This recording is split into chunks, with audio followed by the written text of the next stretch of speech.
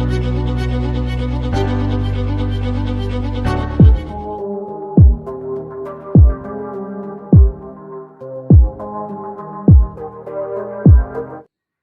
Guys, this is Shashank Agarwal. Welcome to channel being doctor. देखिए, इससे पहले आपने रसशास्त्र की मैंने कुछ वीडियोस डाली हैं, वो देख ली होंगी। इसमें बेसिक्स के बारे में बताया है, नहीं देखी तो देख लीजिए। आज हम लेकर आए हैं रसशास्त्र में, थोड़ा सा आगे बढ़ेंगे और बात करेंगे उसके इतिहास के बारे में। ठीक, थोड़ी हिस्ट्री जान लेते हैं कि कैसे रसशास्त्र आया, कैसे उसका विकास हुआ, किस सदी में विकास हुआ, किन किन आचार्यों ने अपना योगदान दिया। ठीक है, चलिए। तो देखिए, जो रसशास्त्र की उत्पत्ति है, या कह सकते हैं जो रसशास्त्र का क्या कहते हैं, एक तरीके से स्टार्टिंग है, वो एक ग्रंथ है, डेट इज कीमियागिरी। क्या नाम है? कीमियागिरी। ये एक तरीके का ग्रंथ है जो बेसिकली, जिसमें आपको रसशास्त्र का सबसे पहले बताया गया था। ठीक है, और उसमें कुछ ऐसी प्रोसेस थी जिसमें ये बताया जाता था कि कैसे आप निम्न धातु को उच्च धातु में, निम्न मतलब नीची, नीची इन द सेंस जो कॉस्ट या सस्ती होती है। लाइक आप लोहा को मान लो, लोहा ज़्यादा इंपॉर्टेंट नहीं होता, हमारे गेट वगैरह जिससे बनती है डेट इज लोहा।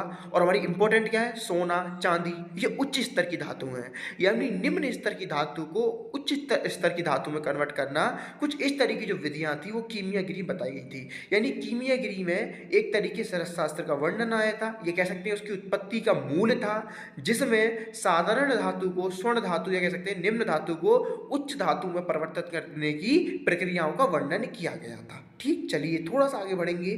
फिर बात आ रही है जो रसशास्त्र का जो क्या कहते हैं डेवलपमेंट हुआ, उसका कुछ डिवीजन किया गया है, कुछ गिने चुने काल है, जिन कालों में उसका क्रम से डेवलपमेंट हुआ। पहला है प्राग वैदिक काल, फिर है वैदिक काल, फिर है संहिता काल, फिर है रसशास्त्र का उद्भव काल। उद्भव मतलब जब उसने एक तरीके से पीक पकड़ी, या उसके डेवलपमेंट में एक तरीके से गियर लग गया, जिससे और उसने अपना डेवलपमेंट और तेज कर लिया, डेट इज उद्भव काल। फिफ्थ इज द आधुनिक काल। ठीक है, तो एक एक करके इन पांचों काल को पढ़ेंगे। अगर आ जाता है इतिहास के बारे में तो आपको ये पांचों काल लिखने कौन कौन से? प्राग वैदिक, वैदिक, संहिता, उद्भव काल, आधुनिक काल। ठीक, तो अब तक मैंने क्या बताया? इसका मूल कौन सा है? कीमियागिरी ग्रंथ है, जिसमें साधारण धातु को स्वर्ण आदि धातु में परिवर्तित करने की क्रियाओं का वर्णन किया गया है। इसके बाद पांच काल है, प्राक वैदिक, वैदिक, संहिता, उद्भव, आधुनिक। तो पहले स्टार्ट करेंगे अपन किससे?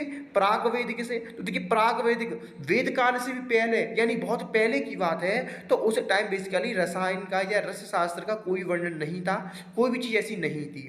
तो उसमें क्या हुआ? आपने नाम सुना होगा मोहनजोदड़ो, हड़प्पा। उस टाइम पे ये लोग हुआ करते थे। तो उन्होंने क्या करा?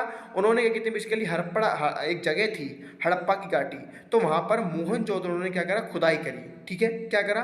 खुदाई करी। उसमें क्या हुआ? जब खुदाई करी तो वहां पर कुछ ऐसे एविडेंसेस या कुछ ऐसे प्रमाण मिले, जिससे पता चलता था कि यहाँ पर रस शास्त्र नाम की कुछ, उस टाइम रस शास्त्र नाम नहीं हुआ करता था, बाद में जाके उसका नाम पड़ा कि ये रस शास्त्र है, रसायन है। लेकिन जब उन्होंने खुदाई करी, मोहनजोदड़ो ने और हड़प्पा ने क्या कहते हैं, तो वहां पर कुछ ऐसे रासायनिक संगठन मिले, या आप कह सकते हैं कुछ ऐसे एविडेंसेस मिले, जिसको बता दिया कि यहाँ पर हाँ, यहाँ से हमको मिलना स्टार्ट हो गया है क्या? रस शास्त्र के एविडेंसेस। ठीक, और देखिए जो प्राग वैदिक काल है, पुराना समय, ये मैंने आपको बता दिया। यानी प्राचीन काल से ही हम भारतीय लोगों को रासायनिक का ज्ञान था। एक पॉइंट ये भी है, यानी प्राकृतिक मतलब बहुत पुराना, प्राचीन, तो यानी प्राचीन समय से ही हम भारतीय लोगों को रस शास्त्र का ज्ञान था। ऐसा भी आप दूसरा पॉइंट लिख सकते हैं। आगे बढ़ेंगे, वैदिक काल। पहला था प्राक वैदिक, अब है वैदिक। देखिए जो वैदिक काल है, ये भी एक तरीके से बहुत पहले की बात है। तो इसमें क्या होता था? इसमें बेसिकली इसमें भी रस औषधि का प्रयोग नहीं हुआ करता था। इस टाइम भी अपन किस पे थे? वनस्पतिक औषधि को, लाइक आंवला, लाइक हमें जो पेड़ पौधों से औषधियाँ प्राप्त होती थी, उन्हीं के भरोसे में अपना जीवन यापन करते थे उस टाइम। यानी प्राग वैदिक में क्या हुआ? हल्के से एविडेंसेस मिले, लेकिन कोई जानता नहीं था उनका प्रयोग। ठीक है, जबकि वैदिक काल में क्या हुआ? हम सिर्फ वानस्पतिक औषधि का प्रयोग कर रहे हैं, अब भी रस शास्त्र का प्रयोग हम नहीं कर पाए। क्यों? क्योंकि लैक ऑफ नॉलेज है, हमें उस बारे में जानकारी नहीं थी, जिस कारण हम सिर्फ वनस्पतिक औषधियों तक ही सीमित थे या सिमट कर रह गए थे। ठीक है, अब देखिए इसमें क्या होता था बेसिकली, जितनी भी क्या कहते हैं औषधियाँ हैं, लाइक वनस्पतिक औषधियाँ, मैंने कुछ एग्जाम्पल्स बताए, उनके ही प्रयोग तक हम सीमित थे। उसके अलावा हम कुछ और थोड़ी बहुत औषधि प्रयोग कर लेते थे, लेकिन रस शास्त्र का प्रयोग नहीं करते थे। और कौन कौन सी औषधियाँ ऐसे जो जिनकी आप बात कर रहे हैं, जिनको हम प्रयोग करते थे? तो चार प्रकार की औषधि बताई गई है। कौन कौन सी? आर्तवर्णी, आंगिरसी, देवीय, मानुसी। ये चार औषधि हैं जिनका प्रयोग वैदिक काल में किया जाता है।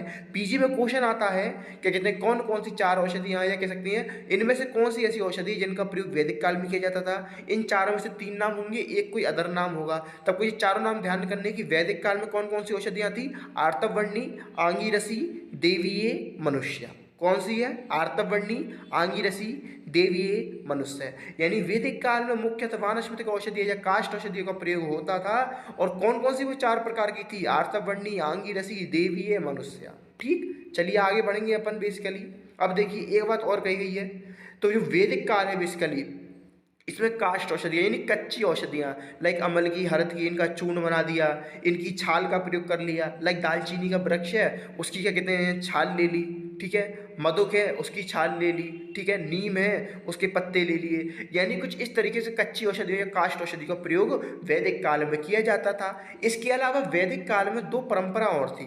देखिए जो वेद है, मैंने आपको बताया था विशक, जिन्होंने अष्टांग पढ़ी है फर्स्ट ईयर में यूट्यूब मेरे चैनल से या प्रीमियम लेक्चर में, मैंने बताया था कि जो विशक होता है वो वैद्य को ही बोला जाता है या डॉक्टर को बोला जाता है। तो वेदों में जो देवताओं हैं, जो देवता थे, उनको विशक बोला गया है, यानी जो देवता है उनको वेदों में डॉक्टर बोला गया है। उसके अलावा जो ब्रह्मा है उनको आदि ज्ञाता और आयुर्वेद के उपदेष्टा बोला गया है। तो आपको इन दोनों में से एक भी पॉइंट याद नहीं करना। क्यों नहीं याद करना? क्योंकि आप सब बचपन से आयुर्वेद का अवतरण पढ़ते आ रहे हैं। मैंने आपको ट्रिक भी दी थी, बड़ा इंद्र का बार, बी फॉर ब्रह्मा, यानी ब्रह्मा जी जो वो थे जिन्होंने आयुर्वेद का ज्ञान को स्मरण किया था, जिसका यानी जिन्होंने आयुर्वेद को स्मरण किया था और स्मरण करके समस्त विश्व में फैलाया था, वो ब्रह्मा जी थे। यानी आप कह सकते हैं एक तरीके से आयुर्वेद की स्टार्टिंग जो हम लोगों तक पहुंचाया या देवताओं में ज्ञान सर्कुलेट किया वो ब्रह्मा जी ने किया।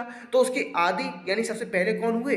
ब्रह्मा जी हुए। यानी ये पॉइंट आपको याद नहीं करना। अगर आपको आयुर्वेद का अवतरण याद है, पहला पॉइंट देवताओं को डॉक्टर बोल दिया, ठीक है, तो आप क्या याद करोगे? डीडी। जैसे डीडी का मतलब क्या होता है? Demand draft. तो आप क्या बोलोगे?